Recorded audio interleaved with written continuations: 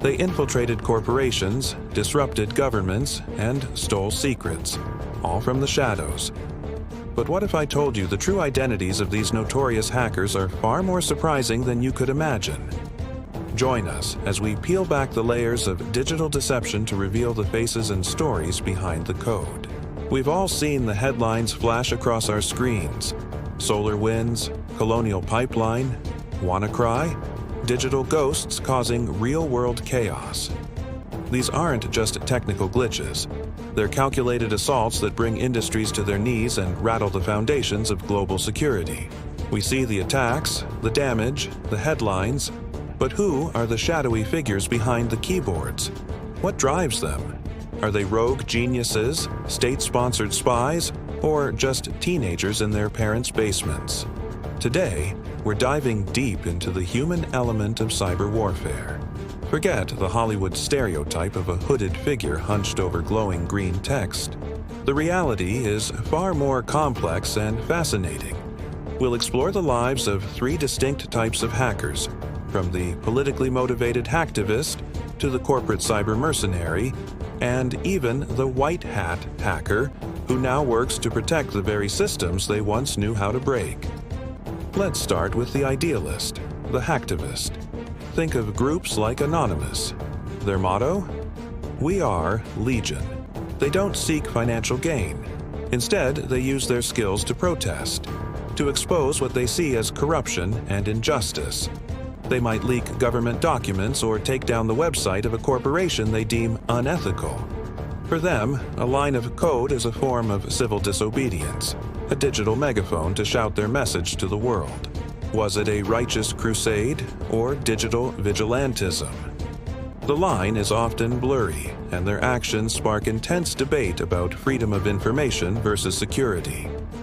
Now, let's shift gears to a far more dangerous and organized threat: the state-sponsored actor. These aren't individuals. They are elite, highly trained units operating with the full backing and resources of a national government. Their targets are strategic: rival nations, critical infrastructure, defense contractors.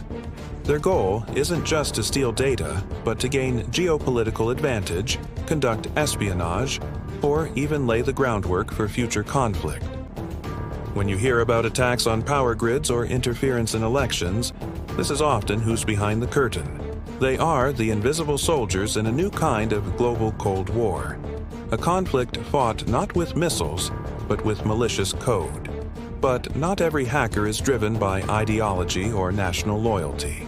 For many, it's simply a job. Meet the cyber criminal for hire, the black hat hacker operating in the dark corners of the web. These are the masterminds behind ransomware attacks that cripple hospitals and businesses. They steal credit card numbers, personal identities, and trade secrets, selling them to the highest bidder on the dark web. For them, it's a business.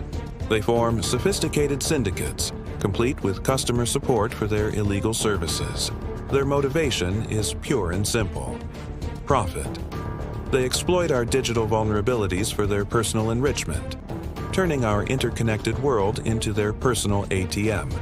So, from the political activist to the government agent to the digital gangster, the world of hacking is a complex ecosystem of motivations and methods. These aren't just faceless phantoms. They are people, each with a story, a reason, and a set of skills that can change the world, for better or for worse. Understanding who they are is the first step in understanding the true nature of the threats we face in this digital age. The next time you see a headline about a cyber attack, remember the human element, the ghost in the machine. Thank you so much for joining us on this deep dive. If you found this journey into the world of hackers fascinating, please hit that like button and subscribe for more content that uncovers the hidden side of our modern world. Stay safe and see you next time.